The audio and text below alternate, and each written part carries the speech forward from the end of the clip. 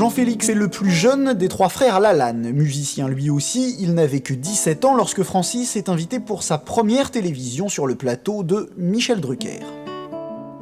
Dans l'Express, on écrit « La somnolente citadelle du showbiz ne va pas tarder à céder, en tout cas à trembler sous les coups de gueule de monsieur Francis Lalanne ». Eh bien, on l'écoute. Voilà, Francis Lalanne, la maison du bonheur. Plus de ciné, rien qu'un verre sur le bout de ton nez. Il y a une période comme ça où j'ai quitté Francis avec une certaine image de lui. Et quand je l'ai retrouvé, d'ailleurs ça correspond à son premier album, celui de la Maison du Bonheur, j'ai été le premier surpris de la maturité de ses chansons, de la couleur de voix qui avait complètement changé. Rien qu'une chambre avec vue. La seule chose véritablement importante pour un chanteur, c'est de rencontrer les gens sur la scène. Si tu veux, le métier de chanteur, j'arrive pas à le concevoir autrement que comme ça. Quand vraiment je l'ai accompagné sur les premières tournées à Paris, en fait, je voyais plus mon frère. C'est ça en fait qui m'a frappé, c'est que j'oubliais que c'était mon frère. Je voyais un fou furieux sur scène qui n'avait absolument aucune limite, mais qui n'était pas du tout en train de maîtriser ce qu'il faisait. Il était encore une fois dans l'instant, et les concerts ressemblaient à l'état d'âme qu'il avait sur le moment. Ça vous paraît tout naturel, à 21 ans, d'avoir fait le théâtre de la ville, un triomphe récent? Non, bien sûr que non, ça me paraît pas naturel, mais je l'explique pas. Je veux dire, moi je me pose pas de questions, hein, en ce moment, je fonce là.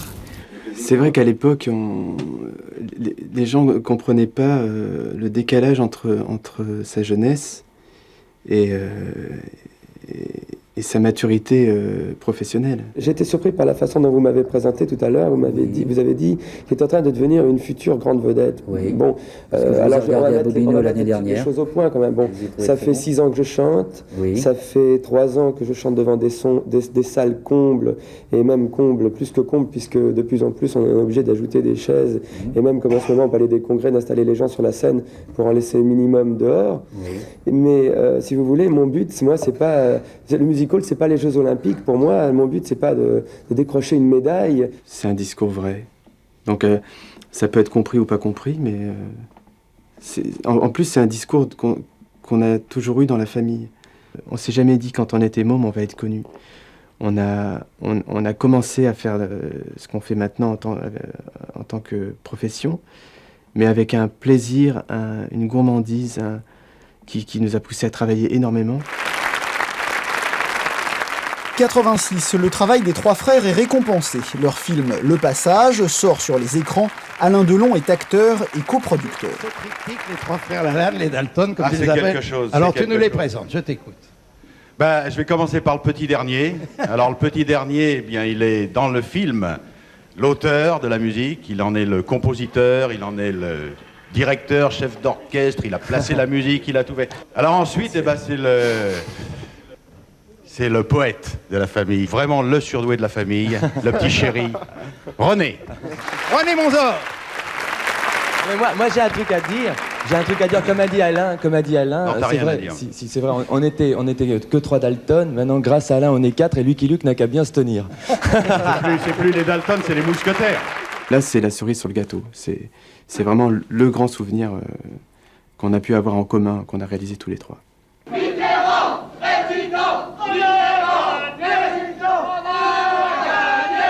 Je voudrais simplement vous demander ce que vous faisiez hier soir à la Bastille, pourquoi vous y êtes allé et ce que vous avez ressenti.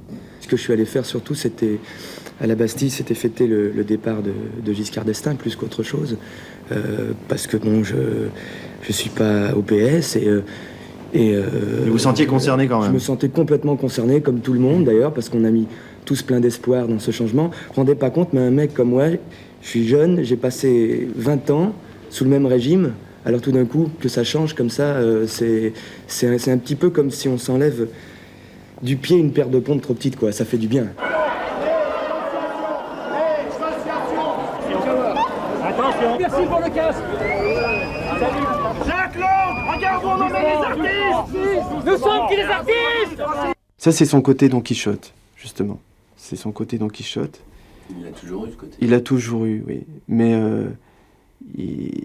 il est d'une sincérité désarmante. Ce qui est en jeu, en fait, c'est la survie de milliers d'intermittents qui se trouveront obligés, si ces 2 annexes sont supprimées, de changer de métier carrément. Ça correspond en fait à une forme de licenciement déguisé en masse. Il est vraiment dans l'instant présent.